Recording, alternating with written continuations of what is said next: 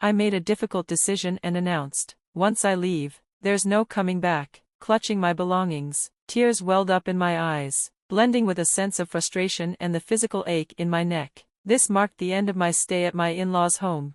My name is Jessica, and I'm 37 years old. I had been married for 4 years. Before my marriage, I worked from home as a writer. This career shift became necessary after my father's accident, which required me to move back to my parents' home to support him. Over time, I found significant success as a freelancer, earning more than I had in my previous traditional job.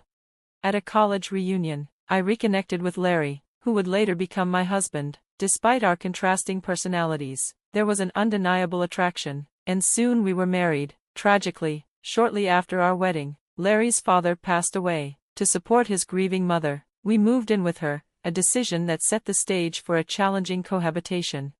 From the beginning, life with my mother-in-law was difficult. Despite my efforts to be supportive and integrate into the family, she never fully accepted me as Larry's wife. Her constant criticisms and sarcastic remarks began to take a toll on me. Yet, I remained determined and resilient, vowing to leave when it became unbearable and find a better life for myself.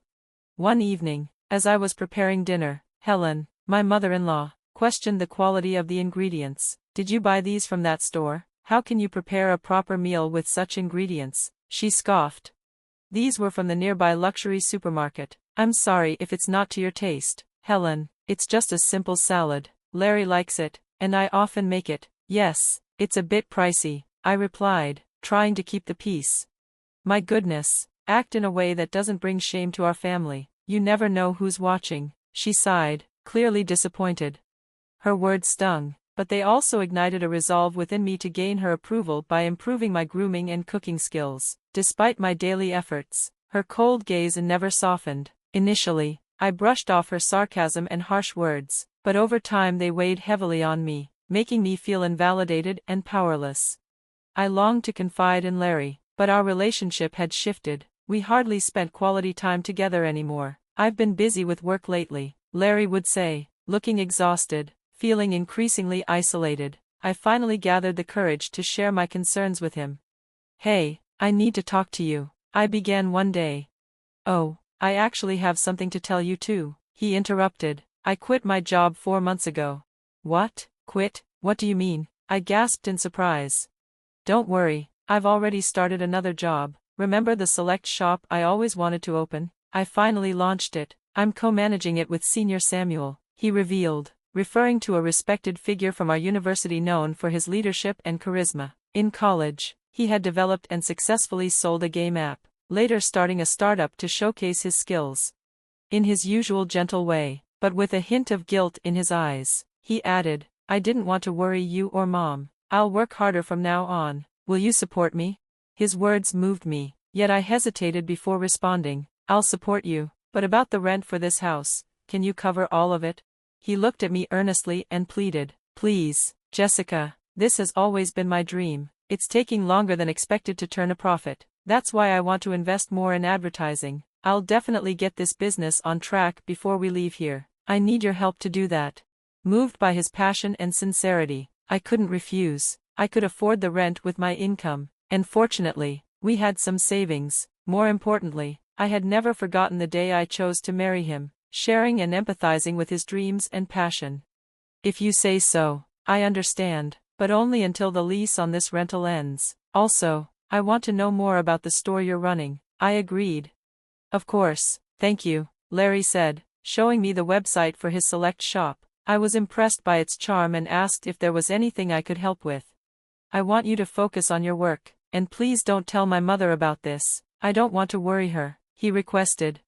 With this new development, thoughts of my mother-in-law completely left my mind. I was eager to support Larry's business, but the monthly expenses I had to cover kept increasing. Gradually, managing the entire household budget, financially supporting my husband, and even providing an allowance for my mother-in-law became solely my responsibility. My only hope was for the rental contract to end quickly. "Jessica, could you put off your computer work for a bit and do some cleaning? Since you're staying here, you should be more proactive with the household chores," my mother-in-law instructed one day. "Oh, I'm sorry, Mother, I'll start as soon as I finish this job," I replied hurriedly. "This is your job," Enough excuses, get it done quickly. We have guests coming this afternoon. After you're done cleaning, please leave the house, she insisted. My relationship with my oblivious mother-in-law remained unchanged. On days when she had guests, I always had to vacate the house after finishing the cleaning, seeming to bother her. Fortunately, I could work anywhere with my laptop, which was a small consolation. However, one day held a different outcome. When I returned home in the evening, my mother-in-law, looking satisfied, greeted me with, "Welcome back, I tidied up your room." Confused, I rushed to my office. The room was indeed tidied. In the middle of the room, neatly organized, were a large suitcase and 2 duffel bags. Puzzled, I asked my mother-in-law, "What does this mean, Mother? This room was originally prepared for guests. I can't tolerate someone with your disregard for housekeeping using it. If you wish to stay here, you'll need to pay a fee. If that doesn't suit you, you may leave immediately. Don't expect to live here luxuriously without contributing," she stated firmly. I bit back my words, feeling a mix of hurt and indignation as I lowered my head, trying to hide my upset. She added with a tone of finality, "I must say, I don't see you as Larry's rightful wife." With that, she turned and left for the living room. Tears of frustration welled up as I felt isolated and wronged. I tried calling Larry, but he didn't answer. After sending him a message about the situation, his reply came, "Please bear with it a little longer." When Larry came home late that night, I couldn't hold back any longer. "I'm already covering the full rent, and now she expects me to pay extra just to use a room. Her demands are unreasonable," I vented. Larry looked troubled and immediately tried to soothe the situation. "I'm sorry, I'll talk to her. Once we leave this place, you won't have to deal with her again. Just hold on a bit longer," he pleaded. His words calmed me slightly, offering a glimmer of hope.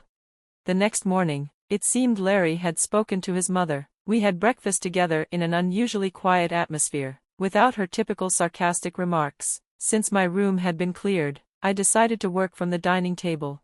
Mid-morning, my mother-in-law approached unexpectedly. "Are you leaving today?" she inquired. Before I could respond, I felt a sudden sharp pain in my neck. "Ouch, that's hot," I exclaimed, turning to see her smirking with a hair iron in hand. "Why would you do this?" I managed to ask, clutching my neck, bewildered and in pain.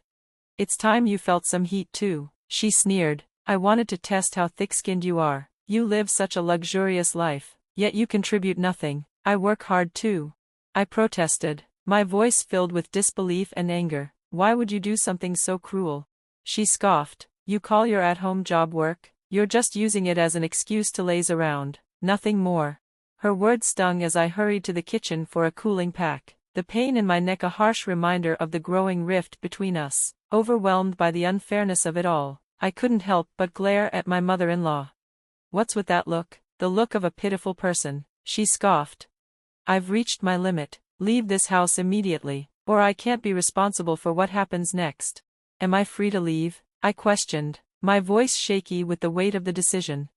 "I won't come back, you know." "Yes, that's fine. I'm fed up with supporting someone like you," she retorted, her words dripping with disdain and disappointment. Overcome with a whirlwind of emotions, I began to cry as I packed my things. Fortunately, since my mother-in-law had already organized my belongings the day before, the process was quick. I left my in-laws' home without a backward glance. After a brief visit to the hospital, I found solace at my favorite cafe. The spacious tables and tranquil atmosphere provided the perfect setting to focus and gather my thoughts. As I debated whether to contact Larry, I was unexpectedly greeted. "Jessica, is that you?" To my surprise, it was Senior Samuel. "It's been a while. How's Larry doing? I heard you were the co-owner of his shop," he remarked. Caught off guard, I apologized for not greeting him earlier. "I only helped with the website design at Larry's request," I explained. Senior Samuel looked puzzled. "Co-owner, what do you mean?" I was taken aback when Senior Samuel told me, "I just heard you were the main sponsor." The words hit me hard. Larry had lied about everything. It turned out he'd rented a different apartment and had been putting in minimal effort during the early months of his business, a fact he had hidden from me. Despite being involved with the online shop, the inventory, shipping, and promotion were all managed by others from the start. Larry had rejected advice from Senior Samuel, who encouraged him to be more hands-on. Larry insisted that those tasks weren't for a real businessman. This led to no growth in foot traffic or sales, just increasing expenses. Senior Samuel explained that Larry had become absorbed in his internet business, spending lavishly on consultants while pretending to be a successful entrepreneur. Meanwhile, he often treated his employees poorly. The strain of covering my mother-in-law's expenses made sense now. The inheritance from my father-in-law had been depleted. Larry's recent requests for financial support were likely due to running low on funds, something he had concealed from me. Connecting the dots, the full picture became painfully clear.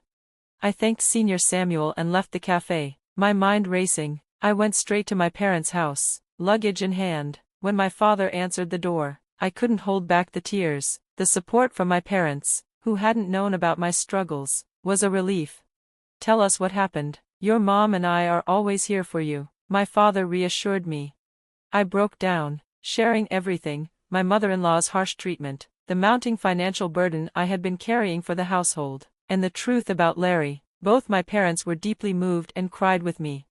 "There's no need to go back to your in-laws. Live for yourself from now on," my father declared, his words lifting a huge weight off my shoulders. It felt like a revelation. I realized I had been enduring so much in silence. Larry's only message to me had been a brief, "Where are you now?" After ignoring his repeated inquiries, he stopped reaching out. It seemed clear my absence had made no difference in his life, but in that moment, I felt something more than sadness, a clear sense of finality. The simple meal I shared with my parents reminded me of the warmth of true family. It was a stark contrast to what I'd been through. As I settled into their home, I began to rediscover myself. About 3 weeks later, Larry called. I guessed it was because the rent was due. "Jessica, where are you? Has everything calmed down with Mom? She feels bad about it. Aren't you coming back soon?" he asked. "I'm at my parents' house, and I'm staying here. Your mother said she's tired of taking care of someone like me," I answered, my voice firm as I made it clear I was starting a new chapter in my life. "I think we should get a divorce," I told him without hesitation. His response came quickly. "Wait, why divorce? If living with Mom is the issue, we can fix it. I'll come pick you up so we can talk." "Why talk now when you've been unreachable before? How's your business going?" I asked. There was a long pause. "I'm consulting with a business expert. There might be a breakthrough next month," he finally replied. "That's beside the point," I retorted. "You've never shared anything substantial with me, and that's why I don't want to talk. I'll draft the divorce papers and send them to you." I hung up, but later that night, Larry showed up at my parents' house unannounced. I spoke to him through the door, the chain still secure. "Jessica, please don't be upset. Let's go home. Mom regrets what happened," he begged. "You pushed me out, remember?" I reminded him coldly. "You want me to come back after what she did to me? She burned me with a hot iron. I don't know what she might do next. There's no way I can go back." I showed him the burn on my neck. "Did Mom do that?" he asked, his face full of shock. "I'm so sorry. She told me it was just a minor argument." "A minor argument?" I repeated, feeling the anger surge again. His trivialization of what had happened was infuriating. I had hoped to talk calmly about a divorce, but his dismissal made that impossible. "I'm not coming back. You should go home, too. I'll contact you tomorrow," I said firmly. "Really? Will you call?" he asked, his tone a mix of desperation and confusion. "I can't accept a divorce without a proper conversation. If you don't call, I'll be back tomorrow." 5 days later, I arranged to meet Larry and my mother-in-law at a chic restaurant on the 25th floor of a luxury hotel. I wore a high-end dress, my hair styled up to expose the burn on my neck clearly. My mother-in-law's displeasure was palpable. "Thank you for gathering today," I began, managing a polite smile. "I've reserved afternoon tea. Please, enjoy." Larry seemed relieved by my calm demeanor as the tea and appetizers arrived. It was my mother-in-law who broke the silence. "Jessica, I'm really sorry for what happened last time. I was wrong," she said, her voice apologetic. Larry had clearly scolded her. "You'll forgive me, won't you?" she pleaded. I didn't answer immediately, instead calmly continuing with my appetizer, weighing her apology. Slowly, I turned my neck to show the burn mark. "I can forgive," I said, "but not until this scar fades. Also, did you know Larry quit his job?" Larry tensed, and my mother-in-law looked at him in shock. "What do you mean, he quit?" "He's been claiming he's busy every day. she stammered, confused and alarmed.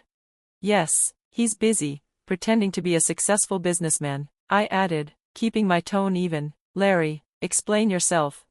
My mother-in-law demanded answers, her initial shock now turning into urgency. I watched the scene unfold with a bittersweet sense of satisfaction. Meanwhile, a server brought over a tray of sweets, which I sampled as I took in the view of the city from the 25th floor, its vast expanse somehow mirroring the emotional chaos below. By the way, Larry, what have you been doing lately? I heard from Senior Samuel that you quit the select shop. Is that true? I asked, watching his face turn pale with a mix of surprise and fear. My mother-in-law, gripping his arm, bombarded him with questions. What happened? Why would you do that? I know everything, Larry, I continued. You were more obsessed with the image of success than actually being a businessman. You had no real business sense. You impulsively squandered the inheritance your father left, didn't you? Yes, that's right, I added, addressing my mother-in-law directly. Her face went pale, and she sank back into the sofa, stunned.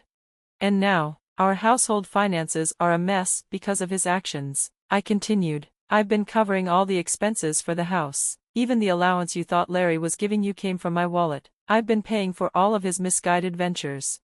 My mother-in-law seemed to collapse in on herself as the weight of the situation hit her. While he's been playing at being a businessman, we've been sinking financially, I finished.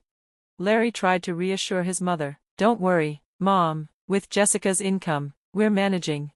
Don't trivialize this, I snapped. I heard you're starting yet another business. We're already scraping the bottom. No more wasting money on your fantasies. The cafe grew quiet as I made my intentions clear. I can no longer carry the weight of both of you. You need to pay next week's rent. As for the divorce, we'll proceed with it through a lawyer. Larry begged, tears in his eyes. I don't want a divorce. Please don't do this. But my resolve was unwavering. My mother-in-law, her face drained of color, pleaded with me for help.